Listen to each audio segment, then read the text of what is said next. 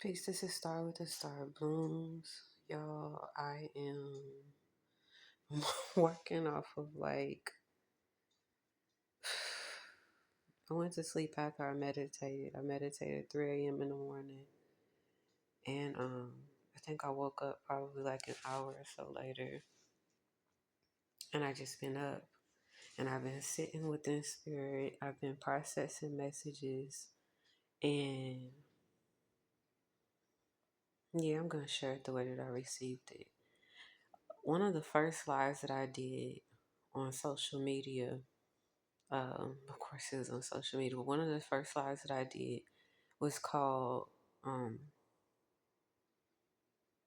True Gratefulness in the Journey of Faithfulness. In the midst of this live, there was a certain rate of perception that I would want to say like I was granted, right? And it was basically me getting out of the space where I wanted to call the thing that felt so natural to me weird. Um, that was the need to kind of stare off and be able to fully perceive the message that I was feeling, because I recognized that the place that I was communicating from wasn't something that I could see physically with my eyes, but it was a sight in which I was garnering based off of gathering the emotions and the feeling of the experience that I was having through the channel. The thing is that it wasn't until years later where I was even able to perceive and understand even the perception that I was granted at that moment through the experience of walking towards a, um, a mist, a sprinkling of my energy, walking towards um, a rendering of myself, right? That I was able to fully, really, really interpret how it was happening within me. What am I saying? A lot of the times we get so caught up in the mess of wanting to be able to get the things for people to believe the things that we're experiencing, so that what we're doing could be the thing that needs to be done, so we feel good in the space of that we've decided that we need to be in, right?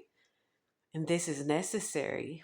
And I kept on hearing Spirit say this is necessary. And the reason why this is necessary is because a lot of the times we don't give room for the space of reckoning that happens and occurs when you walk away from the hive mind. You don't give space and room for the shift that comes away from standing apart and still wanting to be a part of, because you didn't make the choice, okay, to want to remove yourself from the hive. All right, the hive is still your family at some rate, right? You made the choice to move away from, because you had a conviction within your spirit that called you to do the new thing that was different from where you basically had been stationed. And when you recognize, even in the new station, that there's a need for the things that you had perceived previously, yet you know that it can't be what it was before, you have to do like some reconstructing. I hope I'm saying all of this stuff right. As I stated, I'm working off of no sleep. In the midst of the reconstruction, right? Or just construction period of this foundation that you are building, right? You have a rate with spirit where spirit is so desperately trying to get you out of the mindset of the membering that you had basically once paraded, petitioned for, you fought for, you held up, you supported. It is a breakdown in order for you to be giving your breakthrough. And Spirit literally so loudly said to me, I'm just trying to get you to be at a rate to where you're okay enough to receive the things that you so desperately desire, yet you won't require them good enough, well enough within your spirit, and have the convicted spirit as you would have for others, for yourself, because you've convinced yourself of this rate of conditioning that has to continue on in order for you to be in the new thing. And it won't work. It won't work. A lot of us do not understand, y'all, that even in the midst of us beginning a new beginning, we still have what is it called? The remnants. You still have particles that are still speaking to the previous timeline. And because you're at this rate where you're still recognizing the part of yourself that doesn't exist in the space that you've actually allowed yourself to move to, where you're registering within your vessel the fact that you've moved, where you're being able to actually alchemize the space that you now hold, where you're being able to recognize the light that you now carry. Because here's another thing, a lot of us are not even aware of what's happening with us because we haven't been in positions where people have petitioned for our light to be shown or shined, right? So, what do you have? You have a lot of people who are bearers of light and carriers of light that they have not yet seen. So, people could see the good energy on them, people could see the potential in them, people could see the greatness that lies dormant, and they will start attacking you based off of their perception of what they believe even you could possibly be. And you don't recognize why it is, and I shared this yesterday, you don't recognize why it is that there is an issue, why it is that you're a target, why it is that you are having blockages. And it's literally on multiple ends, and the only reason why it's on multiple ends is because a lot of things have to be broken down in order for a true, I don't know why I'm hearing four of four, a true four of four space to actually be rendered for you. A true foundational space that works can be rendered for you. Four is a magical number, y'all. It is supremely magical. It is so magical. And the reason why it's so magical is because of the place in which it sits. It sits in a space between growth and between adventure that has to be, right?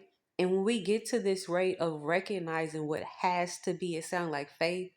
It sounds like fate, FATE. It sounds like it sounds like destined, right? It sounds like your destiny. It sounds like dharma. It sounds like what's necessary. And spirit is saying you have to require it. And a lot of the times we don't sit in the ask and ye shall receive. We sit in the request and maybe it'll happen. Ask and ye shall receive. Ask is literally something that you are petitioning out there, but it is done with authority in a space of knowing. And ye is literally this. It's like it's so crazy because I've said all of this stuff before, y'all. Being in the receipt of something, receiving something, is taking possession and owning something. A lot of us have been so caught up in trying to deprogram, reprogram ourselves from wanting to be at certain rates with certain things and still not being able to recognize the fullness of what's actually occurring within this space. You have to take hold of the thing that you are requiring and desiring in order for it to come. And you have to get out of the head space that allowed you to believe that you could take the energy from a previous timeline, the attitude, the tools from a previous timeline, right? That you had to graduate from in order for you to now be, right? And utilize that in the new space for the foundation that's already been built up to a certain rate. Here's it's like, if I could perceive it this way, it's almost like you're trying to take a chisel that you would use on a sculpture to a plank of wood, and you can't do that. You might need something different, and the only reason why you're not aware of the different is because a lot of us move through things with this program mentality. 1, 2, 3, on Mondays I do this, on Tuesdays I do this, on Thursdays this is my schedule and I have to keep this thing up. I gotta do this, I gotta post this, I gotta be this, I have to figure this out. I only have so much time. No. Calm down, breathe, accept, allow, stop fighting. Spirit is saying stop fighting, baby. Put your put your guns down and pick the books up. But it's not the books that you think. It's a different book. It's an internal book. Okay.